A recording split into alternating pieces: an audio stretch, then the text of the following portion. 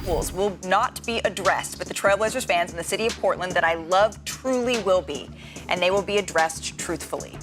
Number one, from a basketball perspective, is the perfect fit for him. I think it definitely catapults the Milwaukee Bucks. That additional size in your front line. The one team who does have it is Boston.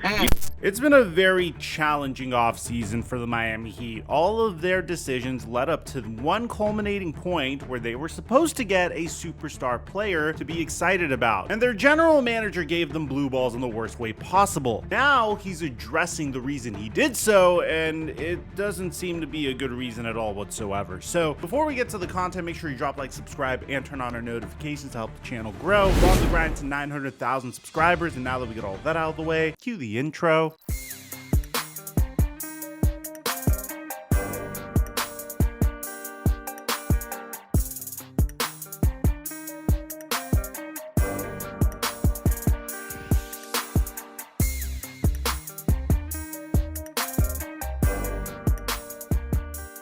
Ladies and gentlemen, every time PrizePicks has done this, it's practically been free money for us. For the opening weeks of the NFL season, we've had a lot of success on PrizePicks. I've been showing you guys my picks on Instagram, and I post my picks there for free consistently at TheFlightMike. And typically, you need to at least make 2 correct picks in order to make money. But in this case, PrizePicks is giving us a free Steph Curry square. Steph Curry only needs 1 point in order for his square to convert. So we just need to get 1 pick right at minimum to make money here. So if you're an NFL fan, I'm looking at Tyreek Hill scoring a touchdown versus the Philadelphia Eagles. And if you're an NBA fan, I'm looking at Michael Porter Jr. to grab more than 5.5 rebounds. Make sure you use my promo code microphone to get a $100 deposit match when you sign up at PrizePicks. This is easily my favorite promo of the year. We've had a lot of success with it in the past. I'm going to show you additional picks on my Instagram story. And thank you, PrizePicks, for the sponsor.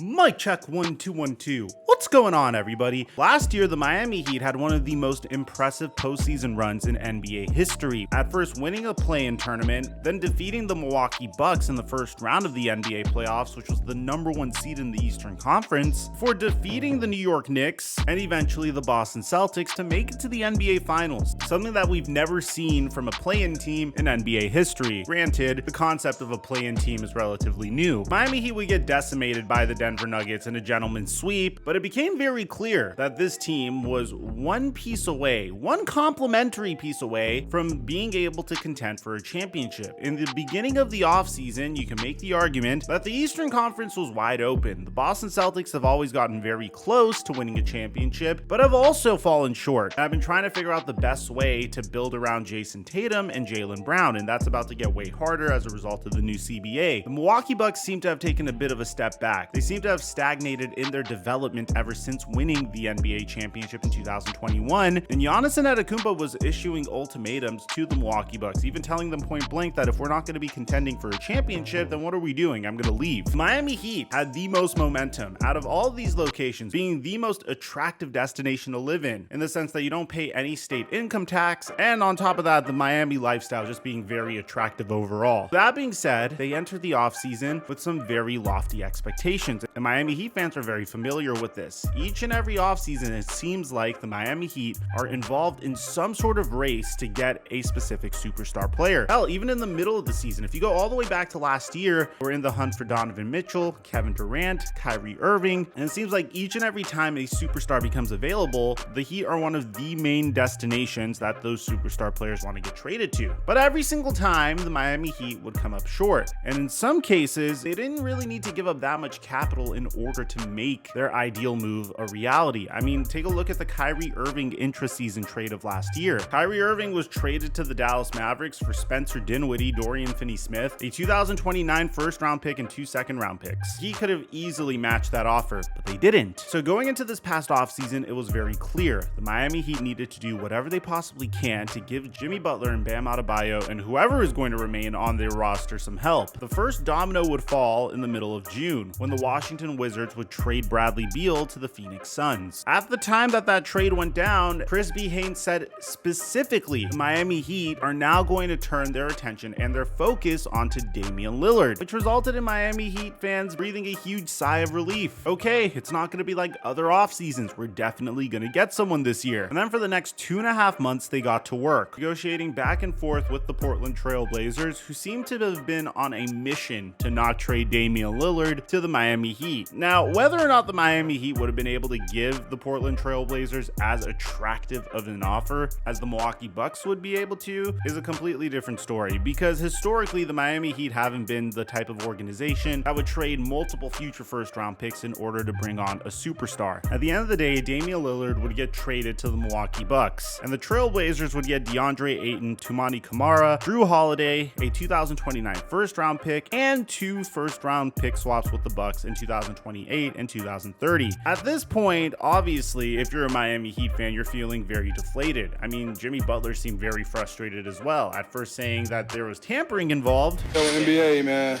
y'all need to look into the Bucks for tampering. Y'all do. I'm just gonna put that out there.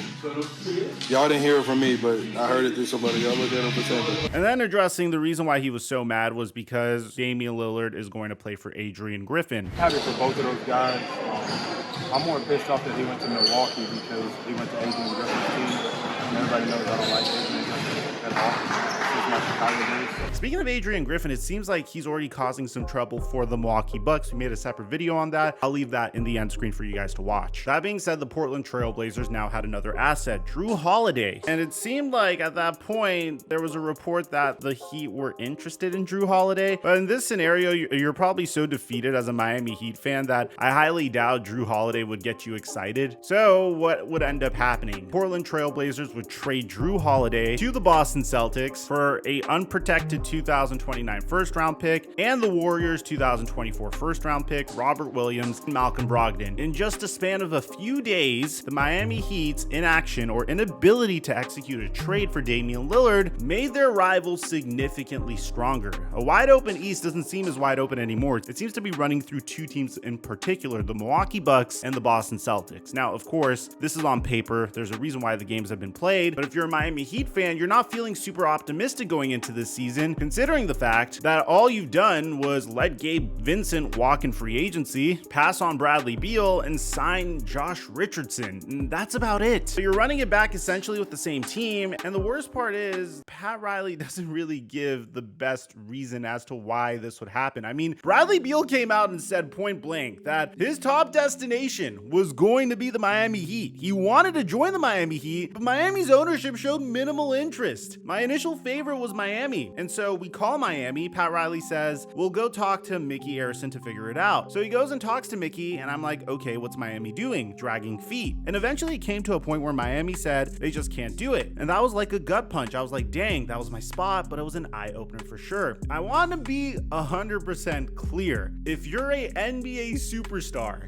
you want to play in Miami. It's a very fun place to be an NBA superstar. I mean, yes, there's distractions, but again, the lifestyle, the lack of state income tax, it's a great place to be, especially if you're contending. But in addition to this, Damian Lillard even said that he wanted to play for the Miami Heat. But it seemed like the Portland Trail Blazers were doing everything that they possibly could to make sure he didn't go there. According to Dame, it was anything to go against what I would have wanted. That part was irritating, just based off of how it was happening. I knew it wouldn't be Miami. The Blazers hadn't talked to Miami. So once it started happening like that, then I started hearing about all these other random teams. I was like, I'm probably not going to Miami, so I wasn't holding on to that too much. This brings us to the reason why Pat Riley didn't do anything at all whatsoever. And man, I don't think you needed to be a genius to figure this out. It's very Pat Riley to do something like this. When Pat Riley was asked why a trade didn't happen for any of the superstars, he says, we were very reluctant this summer in giving up all of our assets in any kind of discussions with anybody. And we,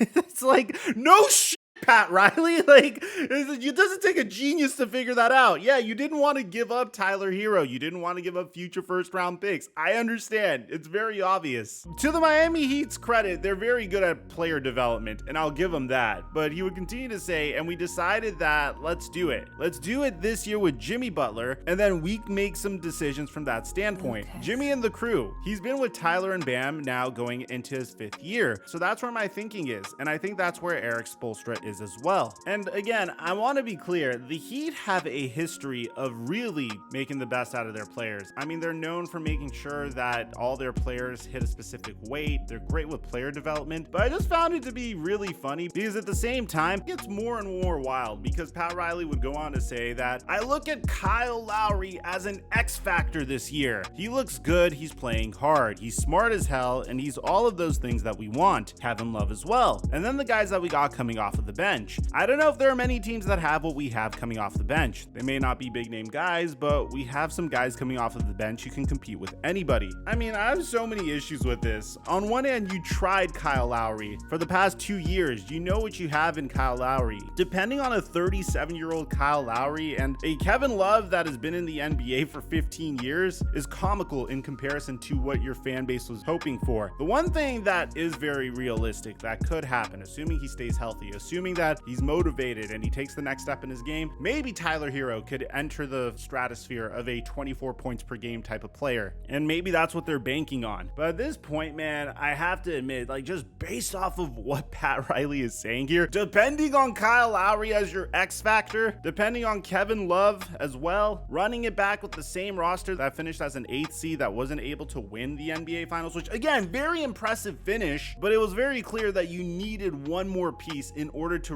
really get this roster where it needed to be to compete, especially in an East that became stronger. With all of that taken into consideration, Pat Riley is definitely losing touch with reality here. But I want to know what your opinion is in the comment section down below, especially if you're a Miami Heat fan. How do you feel about your offseason? Do you feel optimistic that, hey, maybe if you do run it back with the same roster, you could get to where you need to be? Or do you feel like you're wasting Jimmy Butler and Bam Adebayo? Do you feel like you're really missing an opportunity to win a championship here by not making a huge roster move? I like to hear what you have to say. Aside from that, I'm your boy Mike, and I'm dropping our mic until our next upload.